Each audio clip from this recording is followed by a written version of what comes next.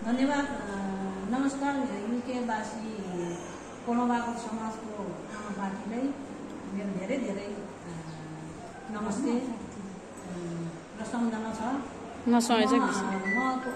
यहाँ कोलम्बाको समाजको म धार्मिक कोष संयोजक भन्नु पर्यो। अनि तपाईहरूले युकेबाट यहाँ कोलम्बाको समाज धार्मिक समितिलाई सम्झेर यो यत्रो सहयोग हाम्रो धार्मिकलाई यत्रो सहयोग पठाउनु भएकोमा तपाईँहरूलाई धेरै धेरै धन्यवाद दिन चाहन्छु। यो पैसा हामीले के अरे जस्ताको तपाईँहरूले दिएको पैसा जस्ताको जस्तै हामीले ठाउँमा के अरे राखेर हामीले यो राम्रो राम्रो पूजापाठमा हामीले चलाउनेछौँ। तपाईँहरूको पनि पुण्य हुनेछ, पुण्य होस् भन्ने कामना गर्दछु। धन्यवाद। धन्यवाद छ हाम्रो युकेमा रहनुहुने हाम्रो कोलम्बाको तमु समाजका आमा समूहलाई। यसै गरी हाम्रो यस कोलम्बाको तमु समाजका अध्यक्षज्यूलाई पनि केही कुरा राखिदिनुको लागि हार्दिक अनुरोध गर्दछु। धन्यवाद छ हाम्रो त्रिरत्न धार्मिक उपसमितिको संयोजकज्यूलाई। कोलम्बाको समाज युके आमा समूहका सम्पूर्ण पदाधिकारी, सल्लाहकार र सबै सदस्यहरूलाई उहाँहरूले यो त्रिरत्न धार्मिक उपसमिति कोलम्बाको तमु समाज पोखराको उहाँले एकदम सोच सम्झेर यत्रो ठुलो रकम उहाँले सहयोग गर्नुभएको छ। म यो रकम को नेतृत्व लिएर कोलम्बाको समाज त्रिरत्न धार्मिक उपसमितिको सल्लाहकार, त्यस्तै कोलम्बाको समाजका पनि सल्लाहकार श्रीमती सीता दिदी जो पारिवारिक भेटको लागि उहाँ युके जानुभएको थियो, उहाँले राख्नुभएको यो कुरामा हजुरहरू एकदम सहमति लिएर यसरी उहाँले तपाईँहरूले यो त्रिरत्न धार्मिक उपसमिति र भलाइ कोषलाई सहयोग गर्नेकोमा म धेरै धेरै धन्यवाद कोलम्बाको समाजको तर्फबाट नै दिन चाहन्छु। धन्यवाद।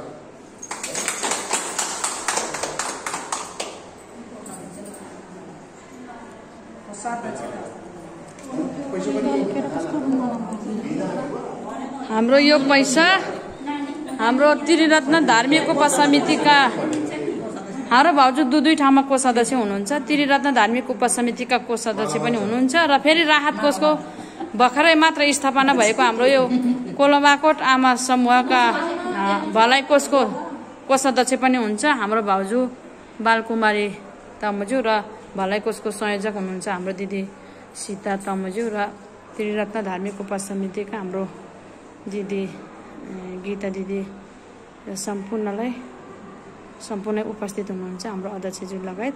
फेरि पनि हाम्रो राहत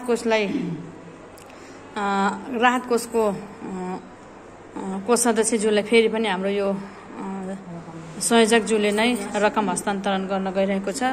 फेरि पनि धेरै धेरै धन्यवाद व्यक्त गर्न चाहन्छु। ल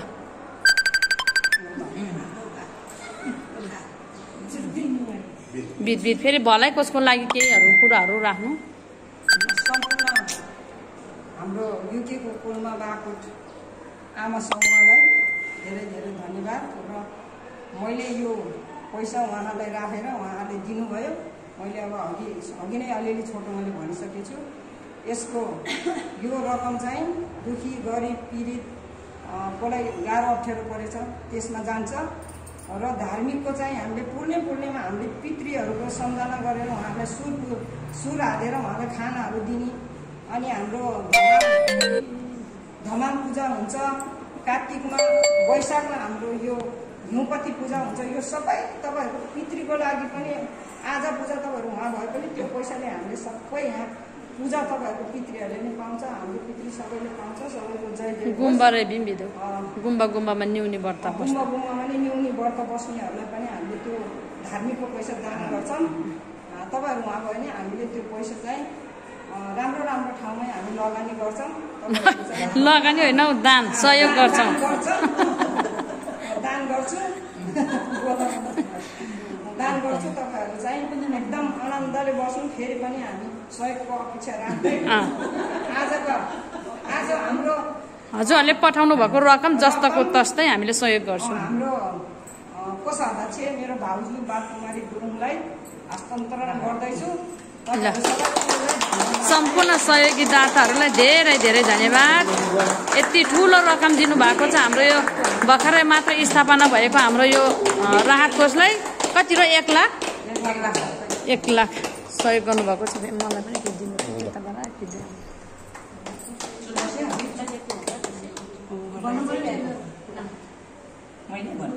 कोषाध्यक्षले पनि भनिदिनु ल। सम्पूर्ण युकेको आमा पार्टीहरूलाई मेरो नमस्कार छ। के भन्नु, म चाहिँ यो राहत कोषको हाम्रो भर्खरै मात्र 1 वर्ष मात्र भएर 2 वर्ष हुनु लाग्यो हाम्रो भर्खरै हाम्रो यो कोषबाट गरेको।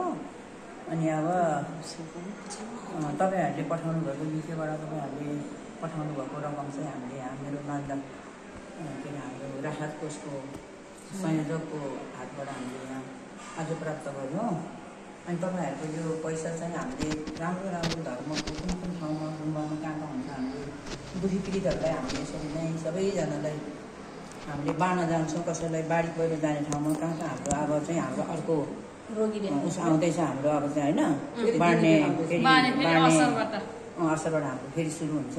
तपाईँहरूको पैसा चाहिँ राम्रो उस ठाउँमा हामीले दिनेछौँ। ल सम्पूर्ण कोलगाबाट आमा अनि बाबा पनि छ। बाबाहरू त त्यही हाम्रो भाइहरू हुनुहुन्छ। ल सम्पूर्ण यहाँ हामीलाई पठाउनु भएको सहयोगी दाताहरूलाई एकदम धेरै धेरै धन्यवाद। अब फेरि पनि यसरी नै फेरि पनि हामीले सहयोग अपेक्षा राख्छु भन्दै मेरो विषयलाई यहीँ समाप्त गर्छु। धन्यवाद।